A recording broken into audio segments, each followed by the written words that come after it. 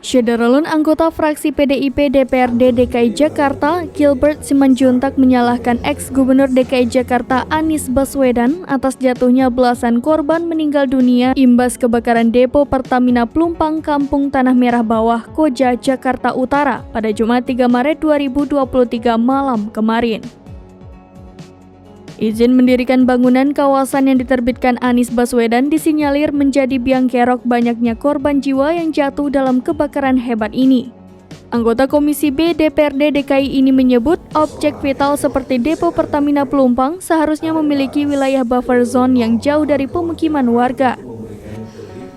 Namun yang terjadi di depo Pertamina Pelumpang, pemukiman warga tepat berada di balik tembok pembatas.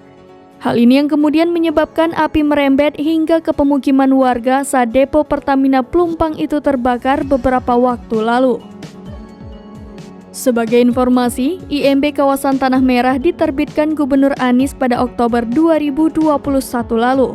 Saat itu Anies berdalih izin tersebut diterbitkan agar warga yang sudah bertahun-tahun tinggal di dekat depo Pertamina Pelumpang itu bisa mengakses fasilitas pemerintah meski lahan yang mereka tempati ilegal. IMB kawasan yang diterbitkan Anies Baswedan itu pun berlaku selama 3 tahun.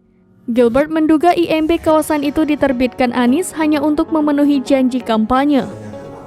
Pasalnya, saat era Gubernur Basuki Cahayapurnama alias Ahok, warga yang tinggal di kawasan itu mau direlokasi ke Rusunawa. Namun, relokasi itu mendapat penolakan dari warga sekitar.